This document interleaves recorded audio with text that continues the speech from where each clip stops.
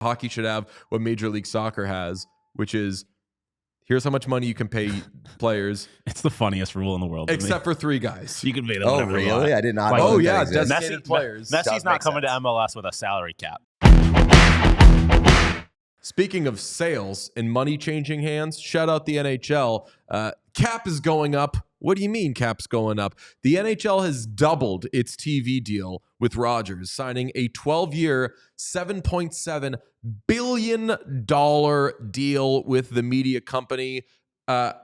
We're not huge numbers and X's and O's guys when it comes to TVs. Whenever people are like, hey, this got this rating. Sweet, cool, don't really care about it, don't really know about it, but love the NHL getting huge buckos. I love him getting money, and I love him staying with Rogers because I think Sportsnet's production quality has been very, very good. So I'm happy for all of our friends north of the border, assuming that they're as pleasantly surprised or as happy with Rogers and Sportsnet as I am. Plus, it means that our friend Gene, exactly, he's still there. 12 years. Still running shit. From Sportico, the NHL has reached an agreement with Rogers Communications on a new 12-year Canadian TV deal that will pay the league about $7.7 billion, 11.11 billion Canadian. According to multiple people familiar with the details, the total and per-year averages are more than double the league's current agreement with Rogers. The league's media and executive committees have recommended that owners approve the deal in a vote in the coming days, said the people who are granted. Should that happen, it would be announced as early as next week. The deal will kick in for the 2026-2027 season.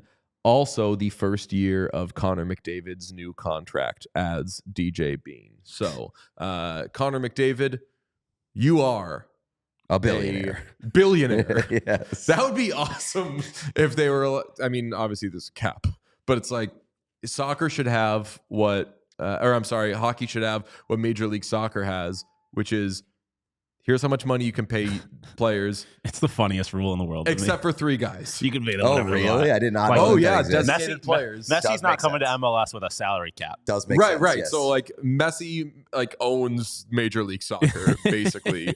And I feel like I've heard hockey guys talk about that before, where you have like one exception per team, where it's like you can pay that guy whatever you want. I think they honestly could do a combination of Major League Soccer's designated player and the franchise tag and bird rights, and kind of like loop in all this thing where if it's a player that you drafted, you can basically do whatever you want with them financially.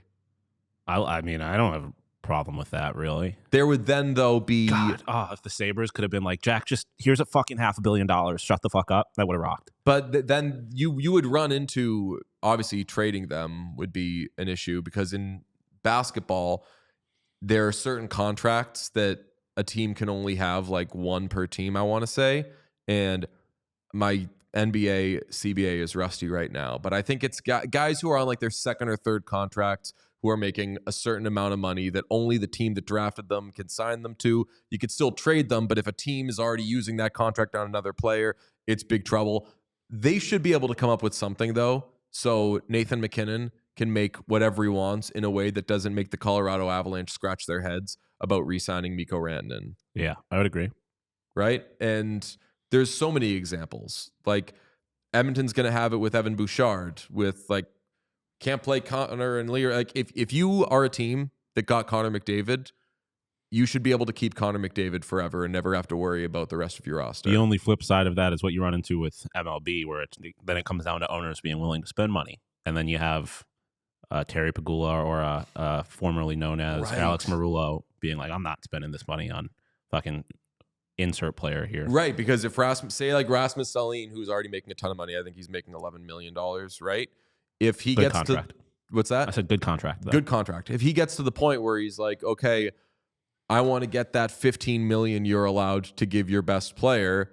If the team is cheap, even if they believe in the player, they're like, we don't really believe in the $15 million thing. You'd get very Major League Baseball about it. But and you'd be kind of like fucking the players in a certain, like if you're tying it to drafting, like I understand rewarding the team being able to give those players like their major contracts, but if you do get drafted like by say a Buffalo or whatever team you want to X team, and they're not willing to pay their stars, then the stars are getting fucked if they have to go somewhere else and they can't get the same kind of money. Yeah, I mean, that would for sure. You know what you'd get is more people pulling Eric Lindros or Eli Manning, or there are a few players who have done it moves where it's like, I'm not going there. I'm not getting drafted here. You're going to have a lot more teams entering the poverty franchise tag conversation. Teams could fuck them though and say and do what the Chargers did to Eli Manning and be like, fine, we will draft you. Yeah, and then trade you, and now and now you're not able to do that thing. I mean, it's a new idea. We could finesse it. Maybe you don't have to. Maybe it's if you spend X amount of years with the team. Like let's make it more baseball. If it's like a 10-5 thing, or you go more basketball, and it's like if you, I don't know what like the all pro equivalent here would be, but if you hit a certain mark, then you're eligible to make this much money. Yeah, if you're like a point per game player or something. Like that. Yeah. I mean, like I feel like there's different ways to do it, but I do agree. On one hand, I think you should be rewarding teams for drafting well and give them a better chance to retain those players. I also think that it may not be the worst idea to provide an exception for like exceptional status players. Yeah, but it would also not be good for parity because in this scenario, the Oilers by now would have given Connor McDavid a $20 million per year contract, and you wouldn't have had the Broberg-Holloway thing. And not that Broberg plus Holloway on this team, plus Skinner and all these guys, would mean that the Oilers would like by far be the best team. We saw Boston a few years ago, looked like they were by far the best team, and they didn't do anything. But it would be bad for parity, and that teams less frequently would end up in the cap bind. Well, I they think also could have kept Broberg and Holloway by Ken Holland doing his job. Yeah, I was going to say, you also like, I think you would adjust the cap. You would lower the cap in this situation because now you're paying one less player and you just have a guy that doesn't count towards the cap. So you'd still have to use kind of the same math. All other things ultimately, though, it definitely would hurt parity in a sense that like a team like the Maple Leafs would always be able to go out and give out like crazy money, except for like the best player available on the market. Like, obviously, you can only do it for like a certain, like if you don't have one on the roster, you can go out and get one. But I'm just saying, like, they're always going to be in the running to be like handing out money for like the exceptional contracts. But I mean, you think about their team right now. I was going to say that I feel like they would still be the team that has to overpay because they would have Matthews making $1 billion, and then you will maybe get the guy, I think increasingly rare Maple Leafs pajamas guy like John Tavares, who's like, I want to play for the Maple Leafs. Other than that, Maple Leafs are a team that have to pay more money. And I mean, in this situation, like Tavares, if we're talking about teams that drafted the guy, like Tavares wouldn't qualify there.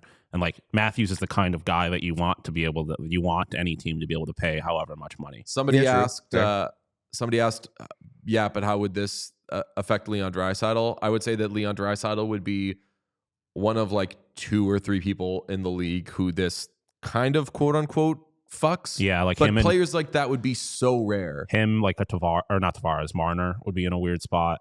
Rantanen's an example where like that's the highest paid player on a lot of teams. But like in this case, they could have given Leon $16 million instead of 14 because McDavid's not counting against the cap. Smart little. It was fun. Oh, somebody said Jeff Skinner doesn't get bought out in that situation.